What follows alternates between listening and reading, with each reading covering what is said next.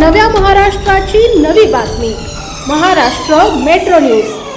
मालेगाव बॉम्बस्फोट प्रकरणात प्रज्ञासिंह ठाकूर यांच्यासह सर्व 7 जणांची या प्रकरणातून निर्दोष मुक्तता करण्यात आली आहे। भाजपाने मालेगाव निकालावरून काँग्रेसवर निशाणा साधलाय। आजच्या निर्णयाने हिंदूंना बदनाम करणाऱ्यांना मोठी चपराक मिळाली।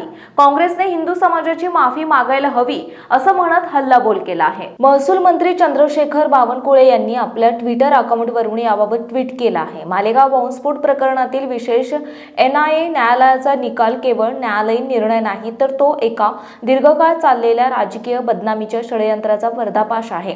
सर्व आरोपांमागे कोणताही ठोस पुरावा नाही हे न्यायालयाने स्पष्टपणे नोंदवलं। पण याहून गंभीर बाब म्हणजे काँग्रेसने जाणीवपूर्वक हिंदू दहशतवाद हा शब्दप्रयोग प्रचारात वापरत हिंदू समाजाला श्रद्धेला जगभरात बदनाम करण्याचा प्रयत्न केला। शतकानुशतकं मानवतेचं आणि सहिष्णुतेचं प्रतीक असलेल्या हिंदू धर्माला दहशतवाद्यांच्या रांगेत उभं करण्याचा अक्षम्य गुन्हा काँग्रेसने केला।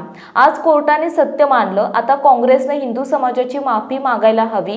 हिंदू कधीच दहशतवादी नव्हता आणि नसेलही। न्यायालयाच्या आजच्या निर्णयाने हिंदूंना बदनाम करणाऱ्यांना मोठी चपराक मिळाली आहे असं चंद्रशेखर बावनकुळे यांनी म्हटलं आहे।